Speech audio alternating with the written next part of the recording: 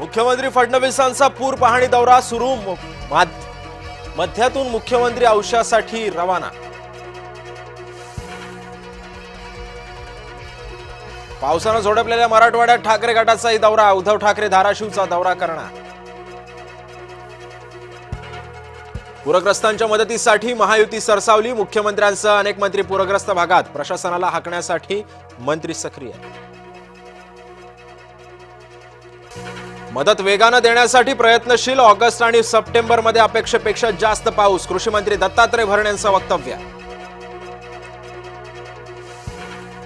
सोलापुरात साबळेवाडी पांडव्याची पोफळी गाव पाण्याखाली, पुराच्या वेढ्यामुळे सीना नदीनं केलं रौद्ररूप धारण, प्रशासनाकडून 70 ते 80 कुटुंबियांच्या स्थलांतरासाठी। एकनाथ शिंदे धाराशिवच्या दौऱ्यावर, ठाकरेंप्रमाणे आम्ही दुटप्पी भूमिका घेत नाही, उपमुख्यमंत्री एकनाथ शिंदेंचा ठाकरेवर निशाणा।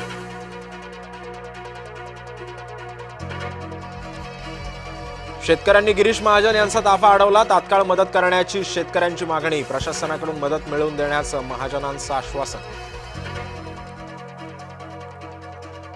पूरग्रस्तांना 2,2500 कोटींची मदत, राज्य मंत्रिमंडळाचा निर्णय, शेतकऱ्यांना दिलासा मिळणार। शेतकऱ्याला संपूर्ण कर्जमाफी द्या, खासदार सुप्रिया सुळेंची महायुतीकडे मागणी। लातूरमध्ये लाखो हेक्टरवरील पिकं उद्ध्वस्त, शेतीसह दुभती जनावरं सुद्धा गेली वाहून, बळीराजानं फोडला जय महाराष्ट्रच्या कॅमेऱ्यासमोर हंबरडा। पंतप्रधान नरेंद्र मोदींची खिल्ली उडवल्याचं प्रकरण, भाजप कार्यकर्त्यांनी दिला दणका, डोंबिवलीमध्ये काँग्रेसचे नेते मामा पगारे यांना साडी नेसवली।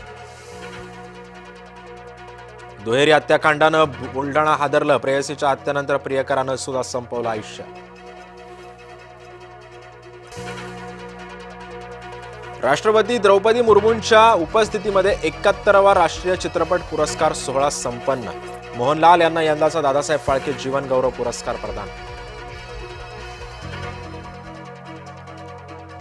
रंगभूषाकार श्रीकांत देसाई यांचा राष्ट्रीय गौरव, सॅम बहादूर चित्रपटातील रंगभूषेसाठी श्रीकांत देसाई यांना पुरस्कार जाहीर।